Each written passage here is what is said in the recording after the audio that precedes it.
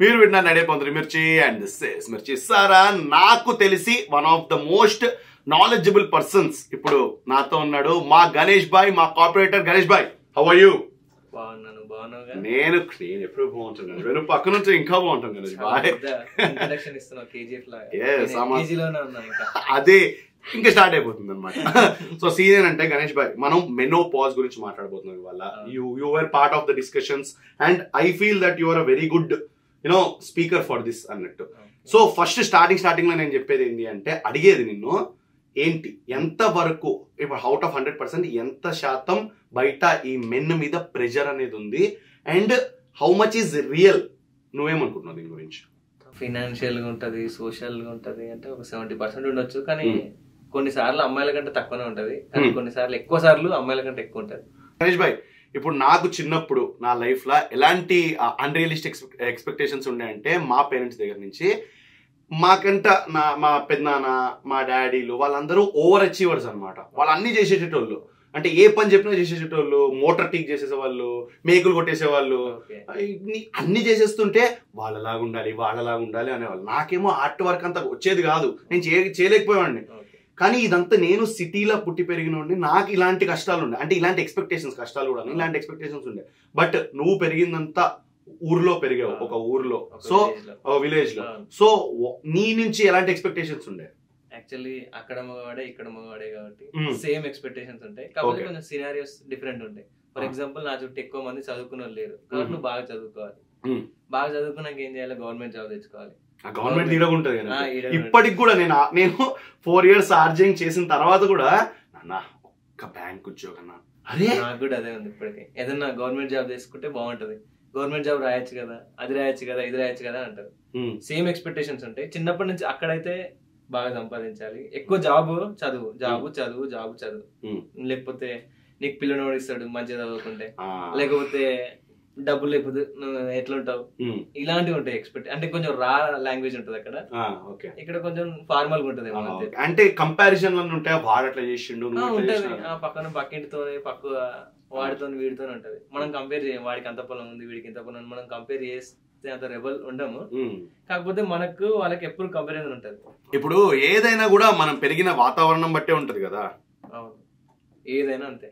Exactly కదా గణేష్ భాయ్. ఇప్పుడు నేను సిటీలో పెరిగా, ఇప్పుడు నాకు ఒక కైండ్ ఆఫ్ ఎక్స్పెక్టేషన్ పెట్టారనుకో, నా మీద ఒకరికి ఎక్స్పెక్టేషన్ ఉందనుకో, నాకు తెలిసి సిటీలో అంటే నేనేమి డిఫరెన్షియేట్ చేసి మాట్లాడట్లేదు, కానీ ఇంకొక నాలెడ్జబుల్ పర్సన్ ఎవరన్నా నేను వాళ్ళని చూసి అరే ఇట్లా చేయకపోయినా పర్లేదు అని నా ఎక్స్పెక్టేషన్స్ ఎవరైతే నా నుంచి ఉన్నాయో అవి నేను తగ్గించుకుంటా, లేదు ఇది చేయకపోయినా పర్లేదు అని చెప్పేసి. కానీ ఒక విలేజ్ లో నుంచి వచ్చినప్పుడు ఆ విలేజ్ లో మాక్సిమం అందరిది ఒకటేలా ఉంటుందా మెంటాలిటీ అనేది నాకు డౌట్. సో ఇప్పుడు నువ్వు బయటకు వచ్చినావు అనుకో, దాని నుంచి నువ్వు ఎలా బయటకు వచ్చావు ప్రెషర్ నుంచి, ఒకవేళ వచ్చావా లేదా అనేది కూడా డౌట్ నాకు. సో నీ నుంచి ఉన్న ఎక్స్పెక్టేషన్ నుంచి how did you come out? అంటే ఆ రింగ్ ఉంటది, ఆ రింగ్ నుంచి ఎట్లా ఎక్కువ మంది అక్కడ మనకు అక్కడే ఉండిపోవాలన్న మెంటాలిటీ ఉంటది.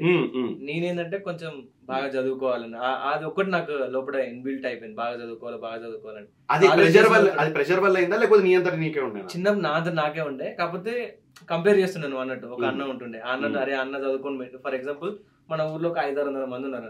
500 మందిలో 2-3 బయటకు వెళ్ళిన వాళ్ళు ఉంటారు, బాగా చదువుకొని ఉద్యోగం చేసేవాళ్ళు. అది రెండే ఇన్స్పిరేషన్, బాగా చదువుకున్నాడు, బాగా మంచిగా ఉద్యోగం చేసేవాడు. మిగతా వాళ్ళందరూ డ్రైవర్లు లేకపోతే వ్యవసాయం చేసేవాళ్ళు, వాళ్ళతో మనం కంపేర్ చేయరు. ఎట్లా ఈ వీళ్ళతో మనం కంపేర్ చేసినప్పుడు అది ఆ గాడిలో పడ్డా, ఆ ప్రెజర్ లో నేను పడిపోయినా.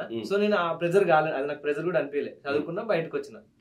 ఆ తర్వాతకి ఇక్కడ జాబ్ చేయాలనేది ఒక ప్రెజర్ బాగా ఎక్కువైపోయింది నాకు. జాబ్ కాకుండా నాకేమైంది, కాలేజ్ డేస్ లో నాకు రైటింగ్ సైడ్ ఇంట్రెస్ట్ పుట్టింది. సో అది అప్పుడేమైంది, వీళ్ళు ఉద్యోగం చేస్తాడు అనుకున్నాడు, నేను రైటర్ అయితే అంటే వాళ్ళకి నచ్చలే, తీసుకోలే అసలు. అరే వీడేంది ఇట్లా పోతున్నాడు, మంచిగా జాబ్ చేయాలి కదా, గవర్నమెంట్ జాబ్ చేయాలి లేకపోతే సాఫ్ట్వేర్ జాబ్ చేయాలి, వీళ్ళు చదివించింది బీటెక్ ఎందుకు చదివించినాం మేము అనేది ఒకటి బాగా బిల్డ్ అయిపోయింది. ఊరోళ్ళు కూడా అర్థం కదా, మీ వాడు ఏం చేస్తాడు, రైటర్ అంటే ఎవడు తెలుసు కదా. ఆర్టిస్టులు అందరికి ఎక్కువ అది ఉండదు, ఏదన్నా మనం ప్రూవ్ చేసుకునే దాకా దానికి ఇది ఇవ్వరు. ఇప్పుడు మనం టోటల్ గా రెబెల్ అయిపోయి మీకు నా నుంచి ఎక్స్పెక్టేషన్ తోటి నేనేం చేయాలి దానికి అని అనలేం కదా. మనం అలా పెరగలేదు, కానీ మనకు ఎక్స్పెక్టేషన్స్ అనేవి ప్రెషర్ ఇస్తూ ఉంటాయి. సో గణేష్ భాయ్, నేనేం చేసిన అంటే, ఇప్పుడు నేను యాక్టర్ అవుదాం అనుకున్నా, ఒక ఎంటర్టైన్ చేద్దాం అనుకున్నా పీపుల్ ని. కానీ నేను నీ లెక్క బీటెక్ చదివిన తర్వాత ఇవన్నీ ఎలా చేస్తావు నువ్వు, అసలు అవన్నీ ఒక సైడ్ హాబీ లాగా ఉండాలి కానీ మెయిన్ అవ్వకూడదు అన్నప్పుడు ఇంజెక్ట్ చేస్తుంటాం అంటే సటిల్ గా ఎవరన్నా ఎవరన్నా మామ ఎవరైనా వచ్చారు అనుకో, మామకి చెప్పి అరే చెప్పరా వాడికి అది అనేవాళ్ళు. సో నేనేం చేశా అంటే అటుపక్క వెళ్ళేటట్టు ఇటుపక్క నాకు కావాల్సిన చేసేటట్టు నేను ఆర్జింగ్ సైడ్ వచ్చా. సో అలా నేను ఒక మిడిల్ గ్రౌండ్ కి వచ్చిన. నువ్వు రైటర్ అవ్వాలనుకున్నావు, సేమ్ బీటెక్, మీకు కూడా నా బ్యాక్లాష్ ఉండే, నువ్వెలా బయటకు వచ్చావు? యాక్చువల్గా రైటర్ అంటే నీకు తెలుసు, రైటర్ అంటే నాకు ఒకటే ఆలోచన ఉంది. ఫస్ట్ ఉద్యోగం చేయాలనేది వాళ్ళ డిసప్పాయింట్మెంట్ ఉంది. దానికి మనం ఎక్కువ సంపాదించాలంటే ఆ కష్టం రైటింగ్ ఫీల్డ్. ఎగ్జాక్ట్లీ. ఒకటి అయితే ఆకాశం, పడితే పాతాళం, రెండే, ఇంకా మధ్యలో ఎగురుడు లేదు ఇక. సో అట్లా ఆ ధైర్యంతోనే అడిగేసిన. నేను మంచిగా చదువుతుంటేనే అప్పటికే నాకు కొన్ని పబ్లిష్ అయినాయి. అట్లా నాకు కొంచెం నా మీద నాకు నమ్మకం కుదిరినాక ఏదో ఒక విధంగా రైటింగ్ చాలా ఫార్మ్స్ ఉంటాయి. వ్యాసం రాయడం ఒక ఫామ్, కవిత రాయడం ఒక ఫామ్, కథ రాయడం ఒక ఫామ్, లేకపోతే కాపీ రైటింగ్ ఒక ఫామ్, ఏదో ఒక ఫామ్ ఆఫ్ రైటింగ్ లో ఉండాలనే ఉద్దేశంతో జర్నలిజంలోకి వచ్చిన. జర్నలిజంలోకి వచ్చినాక చిన్నగా అక్కడి నుంచి ట్రాన్సిషన్ తీసుకొని రేడియో మిర్చి వరకు వచ్చిన. ఇంకా పాటలు రాయడం అవన్నీ నీకు తెలుసు. నాకు గోల్ పెద్దగా ఉంది కానీ అచీవ్ అవుతున్నా లేదో తెలియదు. చెప్పినా కదా, అయితే ఆకాశం లేకపోతే పాతాళం. పాతాళం అంటే కింద పడతాం, లేదంటే ఆకాశం పోతాం. అండ్ ఎగ్జాక్ట్లీ నాకు అనిపించేది ఏంటంటే ఈ జనాలకి మనకున్న ఎక్స్పెక్టేషన్స్ ని మనం దాటగలిగేది, అంటే వాళ్ళని అచీవ్ చేయాలని నేను దాటగలిగేది ఎప్పుడు అంటే మనకి మన మీద కాన్ఫిడెన్స్ వచ్చినప్పుడు. ఇప్పుడు వాడి నా నుంచి ఒకటి ఎక్స్పెక్ట్ చేస్తున్నాడు అనేది మనకు ఒక కైండ్ ఆఫ్ ప్రెషర్ వేసినా కూడా అరే అది వాడిది తప్పు, వాడు అనుకునేది తప్పు అనేది మనలో మన కాన్ఫిడెన్స్ ఉన్నప్పుడే బయటకు వస్తుంది. డెఫినెట్లీ కదా. మన అన్కన్వెన్షనల్ థాట్స్ ఉన్న వాళ్ళకి ఇంకా ప్రాబ్లం అవుతుంది. చాలా మెంటల్ స్ట్రాంగ్ ఎప్పుడైనా సరే వాళ్ళలా ఉండాలి వీళ్ళలా ఉండాలి అని మనకు మనం వేసుకునే ప్రెషర్లు కూడా చాలా ఉంటాయి. అండ్ దాని గురించి ఇప్పుడు గణేష్ భాయ్, సో సీన్ ఏంటంటే నేను కాలేజ్ లో ఉన్నప్పుడు అప్పటిదాకా స్కూల్లో చాలా బులి అవుతుండే అనమాట. ఇప్పుడు చెప్తే ఎవరు నమ్మరు, నిన్నే ఆర్డర్ చేసేది అంటూ ఉంటారు. I take it as a compliment. కానీ అప్పుడు మాత్రం వీడిలా ఉన్నాడు, వాడాలా అది ఇది అని చెప్పేసి పంచింగ్ బ్యాగ్ లాగా వాడేవాళ్ళు అనమాట నన్ను. సో నేను ఒక కైండ్ ఆఫ్ లో అయిపోయేవాడిని. అరే నేను ఇంతేనా, వాళ్ళలాగా ఉంటే బాగుంటది కదా, వాళ్ళతో అందరు మాట్లాడుతున్నారు అని చెప్పేసి కాలేజ్ ఎంటర్ అయిన తర్వాత కూడా నేనేంటంటే నాలాగా ఉండడం నేను ఫిక్స్ అయ్యా కాలేజ్కి వెళ్ళేటప్పుడు, నేను నాలాగానే ఉండాలని. కానీ వచ్చిన తర్వాత మళ్ళీ ఇంకొకటి కనిపించిండు, వాడు నన్ను తొక్కుతుండు అని నేను వాడిని తొక్కట్లే, కానీ వాడేంటి వాడి దగ్గర అందరు నవ్వుతున్నారు, వాడు మాట్లాడుతారు, అందరు చేస్తున్నారు అని చెప్పి నాకు నేను ప్రెషర్ తీసేసుకుని I couldn't be like myself. దాని తర్వాత మెల్లమెల్లగా నన్ను చూసి నేను మాట్లాడేదాన్ని నవ్వడం మొదలుపెట్టాను, నన్ను ఇష్టపడడం మొదలుపెట్టిన తర్వాత ఓహో మనం ఒకళ్ళలాగా ప్రిటెండ్ చేయకుండా ఉంటే మనం చూస్తారు జనాలు, మనం కూడా ఒక మనిషి ఉన్నాం అని చెప్పి గుర్తిస్తారు అనేది అనిపించింది. అలా నీకేమన్నా అయిందా? నాకు కూడా అలాంటిదే ఎక్స్పీరియన్స్ ఉంది. జనరల్ గా మనం ఎవరికి నచ్చమని మనం అనుకుంటాం. ఎగ్జాక్ట్లీ. చాలా వరకు మనం అందరికి నచ్చాలని కూడా రూల్ లేదు. సో నన్ను కూడా చాలా మంది నచ్చలేదు, చాలా మంది ఇగ్నోర్ చేయడము, రిజెక్ట్ చేయడము, అట్లా నాకు కూడా బాధ అనిపించింది. కానీ దాన్ని నేను ఓవర్కమ్ చేసి, నువ్వు అన్నావు కదా సెల్ఫ్ లవ్, నాకు నేనేందో తెలిసినాక నేనేదో రాయడం మొదలెట్టినాక వాళ్ళు నా దగ్గర రావడం, అరే వీడికి ఏదో టాలెంట్ ఉందా, మనకి ఏదైనా స్పెషల్ టాలెంట్ ఉంటే ఒక మ్యాగ్నెట్ అయిపోతాం మనం. వాళ్ళందరూ ఐరన్ పీస్లు అయిపోతారు. అప్పుడు మన దగ్గరకు వస్తారు.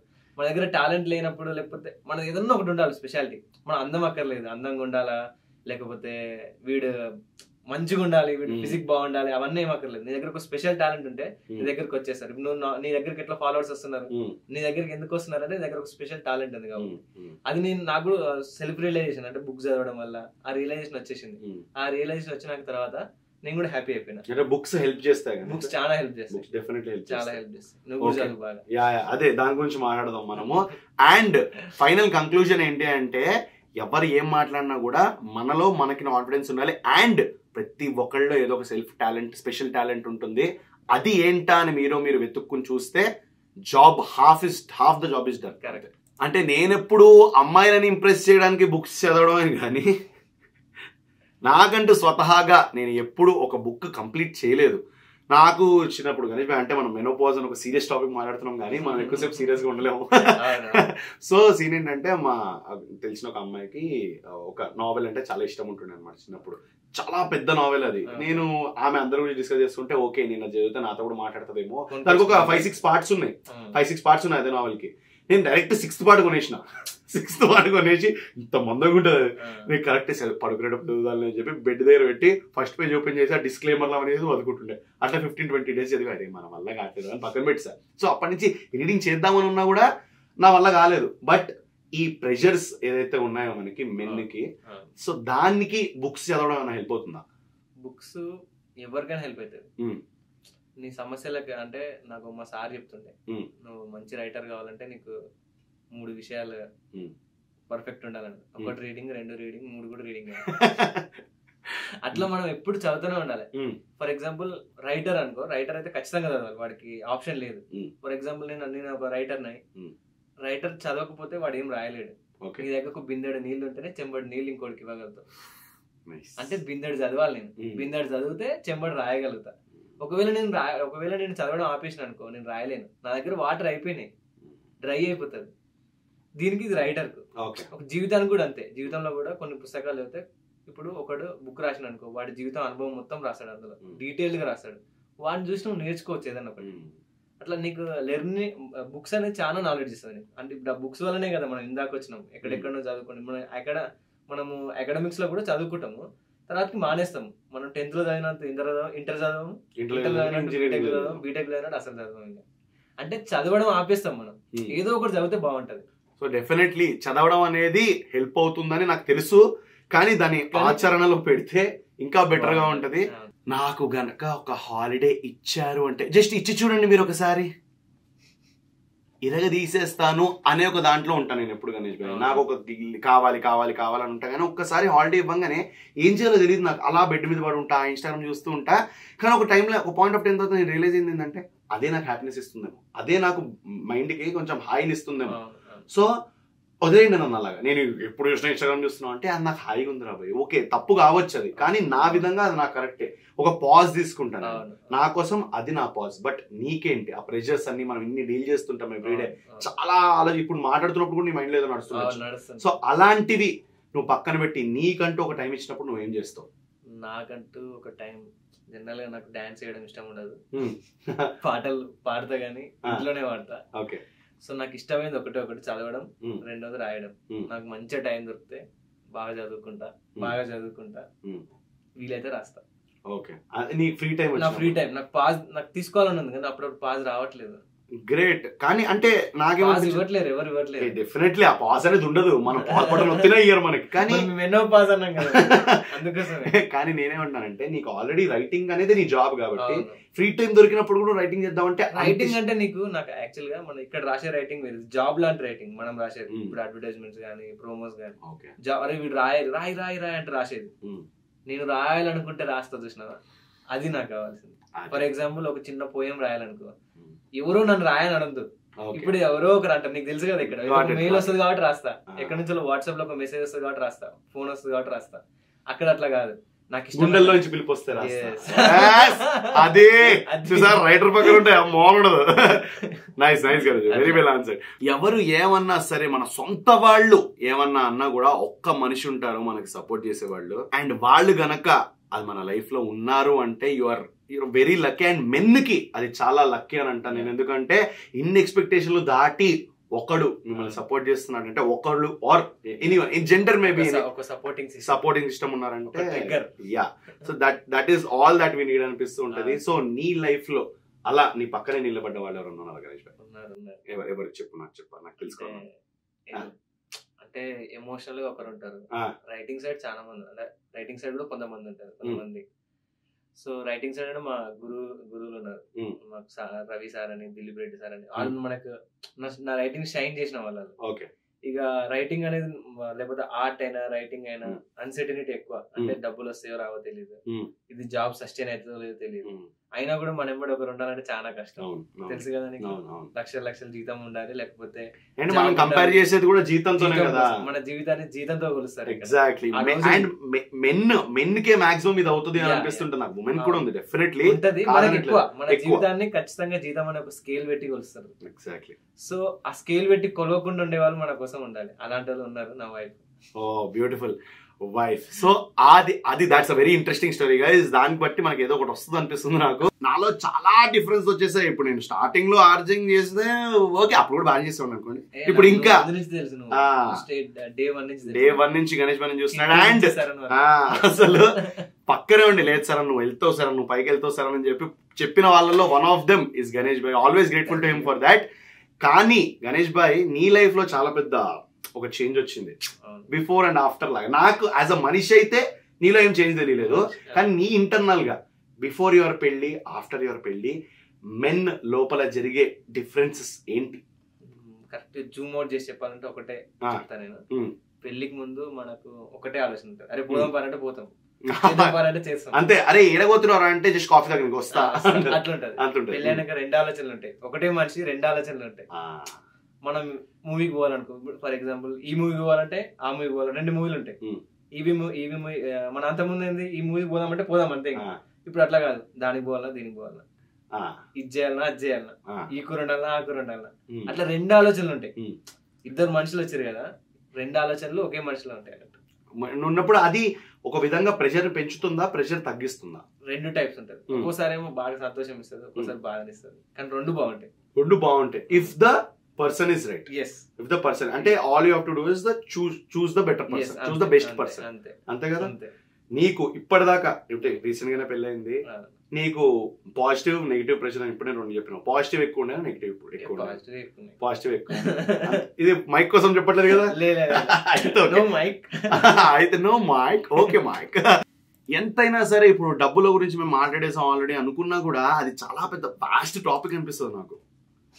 ఎందుకంటే ఇప్పుడు ఇన్నేళ్లగా డబ్బులతో అరే వాడంత సంపాదిస్తున్నాడు వీడింత సంపాదిస్తున్నాడు అని కంపేర్ చేసి ఒక్క నిమిషంలో మనం దాని గురించి మాట్లాడి తేల్చలేమేమో అనిపిస్తుంది. So once again I'm coming to this money topic Ganesh bhai. పెళ్ళైన తర్వాత అప్పటిదాకంటే పేరెంట్స్ ఒకలాగా అర్థం చేసుకుంటారు, మనం వైఫ్ అనేవాళ్ళు మనం ఫుల్గా అర్థం చేసుకోవాలనే కదా మనం పెళ్లి చేసుకుంటాము. సో నీ విషయంలో ఆ అండర్స్టాండింగ్ స్టార్టింగ్ నుంచి ఎలా ఉండే? Before marriage and after marriage చెప్తావా, లేకపోతే ఆఫ్టర్ మ్యారేజ్ చెప్తావా? నాకు సో ఆఫ్టర్ మ్యారేజ్ చెప్తా. బిఫోర్ మ్యారేజ్ అంటే తెలుసు అది అన్సర్టనిటీ ఉంది. అది అన్సర్టనిటీ ఉన్నా కూడా మనం నమ్ముకుని ఒక ఆమె వచ్చిందంటే అది గ్రేట్ థింగ్ కదా. అయితే ఇది ఎట్లా అంటే హెలికాప్టర్ గాల్లో ఎగురుతున్నట్టు ఉంటుంది అన్నట్టు జీవితం నాది. ఇప్పుడు ఆమె ఎట్లా అంటే సెకండ్ ఇంజన్, డబుల్ ఇంజన్ అంటాం కదా, సెకండ్ ఇంజన్. ఆమె కూడా జాబ్ చేస్తుంది ఐటీలో.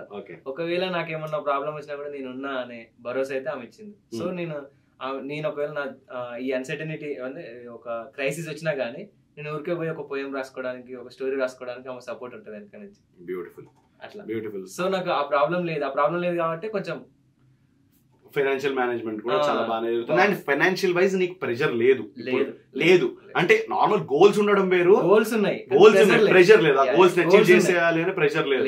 All because all boils down to that one point. ఏంటి అంటే you have to be surrounded with good people and people who trust you. అంతే కదా.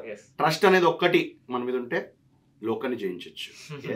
ఇప్పుడు పెళ్ళైన తర్వాత అమ్మాయి అత్తగారింటికి రావాలి అనేది, ఇప్పుడు ఫర్ ఎగ్జాంపుల్ నువ్వు పెళ్లి చేసుకున్నాక మీ వైఫ్ మీ దగ్గరకు వచ్చి ఉండాలి, అది ఒక రూల్, ప్రెషర్. లేకపోతే నువ్వు అక్కడికి వెళ్ళి వాళ్ళ దగ్గర ఉండడము అలాంటిది ఏమైనా జరిగిందంటే మొగోడివి కాదారా నువ్వు మొగోడు, ఆ క్వశ్చన్ వస్తూ ఉంటది. నువ్వు మొగోనివి కాదా ఏంటి, ఆ క్వశ్చన్ ఎందుకు రావాలి? ఇప్పుడు వాళ్ళ సైడ్ వాళ్ళు కంఫర్టబుల్ గా ఉన్నారు అనుకో, నువ్వు వచ్చి ఉండడం ఏంటి ప్రాబ్లం? నాకైతే ఇప్పుడు అక్కడికి వెళ్ళి ఉండాలంటే నేను ఉంటా కదా, నాకేం ప్రాబ్లం లేదు. And I know that you live with your in laws. So నీకు ఆ జనాలు ఆ మాట అన్నారా, నువ్వు ఏంటి అక్కడ ఉంటున్నావు అలా ఇలా అన్నారా ఎవరైనా? ఫస్ట్ నేను వాళ్ళ ఇంటి దగ్గర ఉన్నాను నాకే అనిపించింది, ఎందుకంటే దాంట్లోనే పెరిగినాం ఎట్లుంటామని. సో ముందు మా వైఫ్ మనం ఫస్ట్ ఏమనుకున్నామంటే వాళ్ళ ఇంటి దగ్గరలో ఉందాం అనుకున్నాం. ఆ తర్వాతకి మా మామ మా అత్తమ్మ వాళ్ళు ఏమన్నారంటే మా దగ్గరనే ఉండొచ్చు కదా అని అన్నారు. వాళ్ళ దగ్గర ఉండడం వేరు, వాళ్ళ దగ్గరనే ఉండడం వేరు. అయితే భయమే, అంటే కొంచెం అందరూ ఇంటికాడ జడ్జ్ చేయాలని ట్రై చేస్తారు, అదే నువ్వు ఉండలేమా, ఇండిపెండెంట్ ఉండలేమా అన్నట్టుగా ట్రై చేస్తుంటారు. సో మా మామయ్య వాళ్ళు అట్లనే అన్నారు, మా అత్తమ్మ వాళ్ళు అట్లనే అన్నారు. సో మా వైఫ్ కూడా దానికి అవును తప్పేంటి అని అన్నది. మనం రైటర్, మనం ఇలాంటి బుక్స్ చదువుకొని ఉన్నాము, కమ్యూనిటీ లివింగ్ గురించి తెలుసు మనకు, మనం కూడా ఇలాంటి అన్కన్వెన్షనల్ థాట్ కి సపోర్ట్ చేస్తే బాగుంటది. మనమే కొంచెం మార్చాలి కదా, ఎట్లా విలేజ్ బ్యాక్ అది కట్ చేయాలి, ఎట్లా కట్ చేయాలనే ఉద్దేశంతో నేను కూడా ఓకే చెప్పేసిన. And how is it? బాగుంది, వాళ్ళు కూడా మా పేరెంట్స్ లానే చూసుకుంటున్నారు. అంతకన్నా మంచిది, ఇటు రెస్పెక్ట్ ఉంటది, అటు ప్రేమ ఉంటది, రెండు ఉంటాయి ఇందులో. All good. So it all takes that one thought, మొగోడివి కాదా అది ఒకటే వచ్చా, ఏంది ఇప్పుడు చెప్పాలా మేము, ఏం చెప్పాలి చెప్పండి, చెప్పేస్తాం. ఎంత పెద్ద జర్నీ అయినా ఒక చిన్న స్టెప్పింగ్ స్టోన్ తోనే స్టార్ట్ అవుతుంది అంటారు కదా. అండ్ ఇలాంటి ఒక ట్రామా, చాలా రోజులుగా ట్రామా అనాలా, లేకపోతే ఆ లోపలున్న ఆ చిరాకు ఫీలింగ్ అనాలా, ఈ ప్రెషర్స్ అనాలా, ఇవన్నీ మనం స్టార్టింగ్ లో డిస్కస్ చేసుకున్నాం. ఏంటంటే 70% మెన్ అందరూ దీని గురించి సఫర్ అవుతూనే ఉన్నారని చెప్పేసి, ఆ 70% మెన్ 50% అవ్వాలి అంటే తగ్గాలంటే ఆ ప్రెషర్స్ ఫీల్ అయ్యే మనుషులు ఏం చేయాలి? నీ రైటింగ్ పిఓవిలో ఒక ఆర్టిస్టిక్ పిఓవి కావాలి నాకు. ఫస్ట్ ఏం చేయాలంటే సగం సగం పంచాలి, అమ్మాయిలకు అబ్బాయిలకు. అంటే మరి అబ్బాయిలు కూడా పంచుకొని కొన్ని ఉన్నాయి, అవి కూడా చెప్తా. ఓకే. సో ఫినాన్షియల్ పంచుకోవాలి, ఇంకోటి ఇంటి పనులు కూడా పంచుకోవాలి, వంట ఇద్దరు చేయాలి. లేకపోతే నువ్వు ఆమె చేస్తుంటే మనం కూరగాయలను కట్ చేయాలి. ఇంకోటి మనం ఏంటంటే మగవాళ్ళకు పేరెంటింగ్ రాదు, లేకపోతే వీడికి పిల్లలు పెంచడం రాదు అని అంటారు. అవసరం అనుకుంటే హౌస్ హస్బెండ్ కూడా ఉండాలి. ఆమె ఒకవేళ ఎర్నింగ్ చేస్తా అంటే 50-50 పంచుకోవాలి. ప్రతి రెస్పాన్సిబిలిటీ నేనే చేయాలి, అది నువ్వే అట్లా జడ్జ్ చేయకూడదు. రెస్పాన్సిబిలిటీ ఈక్వల్ గా పంచుకోవాలి. ఈక్వల్ గా కూడా మళ్ళీ అనకూడదు, మళ్ళీ ఈక్వల్ అంటే కూడా గొడవ అవుతుంది. అవును. సో ఈక్వల్ అనకూడదు, పంచుకోవాలి. నువ్వు స్పీక్ హార్ట్ అవుట్ గణేష్ భాయ్, పర్లేదు, ఏం కోపం వస్తుంది అంటే రాని, నువ్వు చెప్పేమనుకుంటున్నావు చెప్పే. ఏముంది, అన్ని పంచుకోవాలి అంతే. బాధను పంచుకోవాలి, ప్రేమను పంచుకోవాలి, కష్టాలను పంచుకోవాలి, పనులను కూడా పంచుకోవాలి, అంతే. పైసలను కూడా పంచుకోవాలి, అన్ని సంపాదన పంచుకోవడం వల్ల ఏమైందంటే ఈజీ అవుతుంది. మన ప్రెజర్ తగ్గుతుంది. ఆ 70 నుంచి కనీసం 50కి వస్తుంది. 50 మనం బేర్ చేయగలుగుతాం. 50 బేర్ అదే అంటే నేను అనేది 50% ఆఫ్ మెన్ అంటున్నాను, 50% ఆఫ్ ప్రాబ్లమ్స్. 50% ఆఫ్ మెన్ గురించి నేను చెప్పలేను కదా, ఇండివిజువల్ అది. నీ ప్రాబ్లం వేరే ఉంటది, నాది వేరే ఉంటుంది. సో ఆ 50% బేర్ చేసేంత మెంటల్ స్టెబిలిటీ మన దగ్గర ఉంటుంది. అప్పుడు ఈక్వల్ గా ఉన్నప్పుడు, ఈక్వల్ నేనంట ఈక్వల్ గా ఉన్నప్పుడు ఆకాశంలో సగం లైఫ్ విల్ బి హ్యాపీ అని చెప్తున్నా మా Ganesh bhai. And copy writer,